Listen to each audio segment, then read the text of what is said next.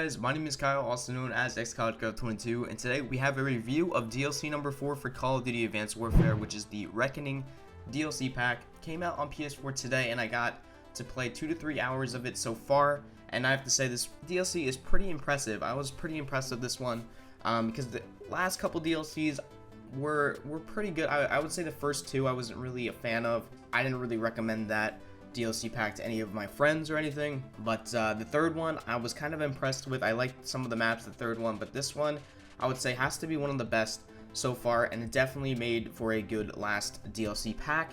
And we'll go over like my final thoughts at the end of this review. I'll be giving you guys a little overview first what this DLC has to offer. So without further ado, let's get right into this. Alright, first we're going to start off with the multiplayer maps. The first map is Fracture. Fracture is an Antarctic evacuation site cradled on the shelf of a glacier. So this takes place on an iceberg, I guess, in Antarctica, and you know, this whole evacuation site going on. And actually, it's a very unique map, I would have to say. It was probably, I think this is the only map that actually has some dynamic element where the map changes, which is definitely really cool. And at least a part of this DLC. And what happens is actually halfway through the map, there's actually a glacier that breaks off. I guess you'll probably see some gameplay on the screen now.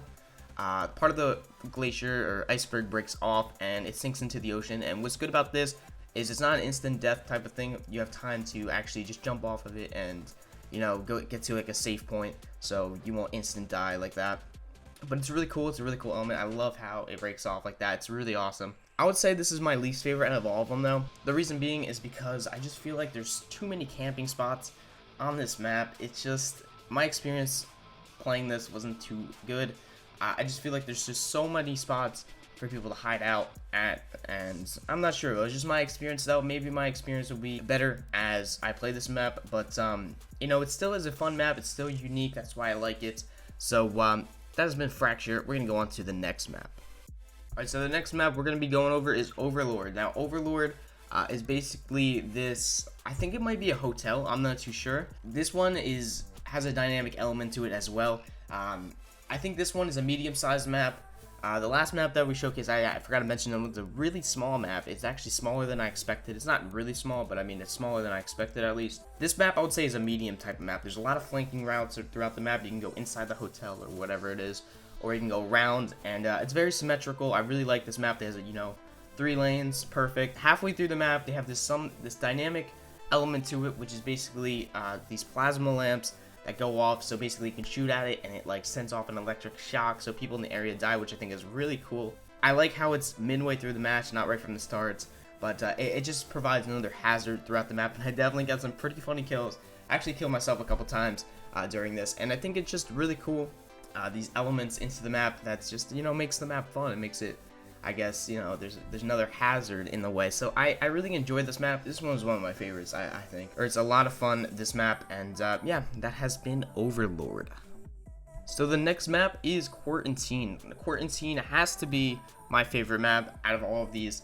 I think this is the smallest one out of all of it. This is basically a quarantine area, and it takes place on Liberty Island in New York, which is pretty cool. There's like a Statue of Liberty you can see, and it's just a really unique map. And I guess it's basically a quarantine for, I guess, there's like this disease, and there's infected like animals, animal testing, all that stuff.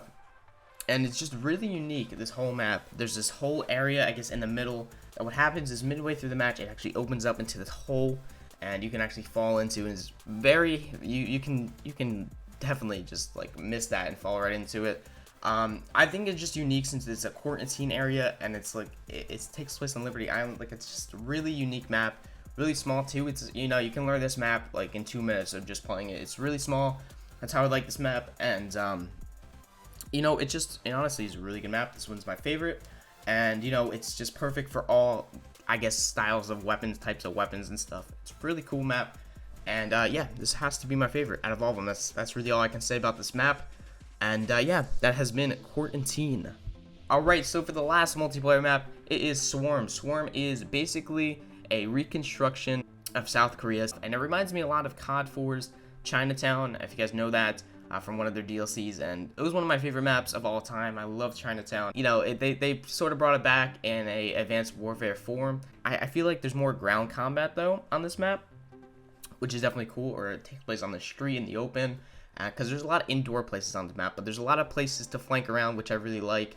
And you know, it just makes for a good map, and I think it has 2 main lanes of it, I'm pretty sure, but you know, the buildings I guess can count as more lanes, I don't know, but it's a really cool map. I really like it, and I think there's actually a special kill streak on this map where these drones actually come in, and like from the campaign, and they just demolish, they just it's crazy. It's a really cool kill streak, and you guys can see it in the sky. It's really cool. It is a really cool kill streak. So we're going to be going over to zombies now, so stay tuned for that. Alright, so we're going to be talking about zombies now. Basically, I'm not going to spoil any of the story, because I know some of you guys are into the story. You don't want to be spoiled about that. So I'm not going to be explaining the story. I'm going to explain how the map actually is throughout this DLC, or throughout this map. So basically, this map is, you know, probably the best zombies map. I would have to say every DLC, I'm just going to say this right now, every DLC gets better. So I'm going to be saying, you know, this DLC was good, this DLC was good, this one was the best, this one's the best. I'm saying that because every time they release a DLC, it just gets better. And this one has to be the best DLC and the best zombies map, because I guess they learned they want to add certain things. I feel like Sledgehammer, they're listening more to the community and what they can do better. And, you know, this one has to be so far the best map, zombies map at least. So it's really unique. It takes place underwater. Yeah, I'm from New Jersey. I say water differently. It takes place like underwater, like an underwater hotel type of thing, which is definitely really unique and it's really cool. And you start off up top of the hotel. It's all rainy, thundery, so it just gives you that zombies feel. There's actually a new perk to this map, which I think it just increases your ammo and gives you more levels, so you can like pack a punch, do all that stuff, or upgrade your weapons. Sorry.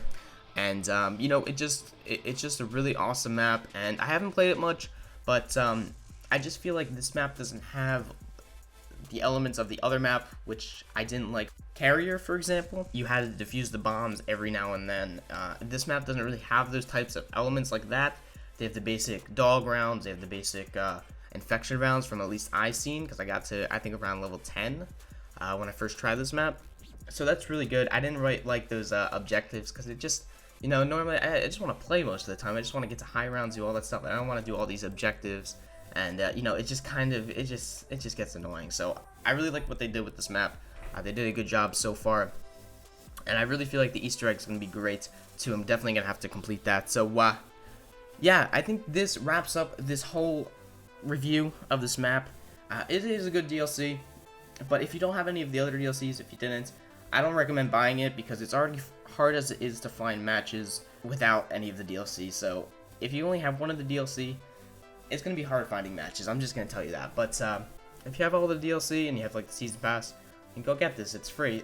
But it's a good DLC. I do like this. Definitely better than the other one. The multiplayer maps, I don't know. One of the multiplayer maps, Fracture, is the only one I do not like out of all of them. So besides that, Zombies is fun. The other multiplayer maps are fun, and you know, it is a really good DLC. It really is. Hope you guys did enjoy, and I'll see you guys later. Thanks for watching.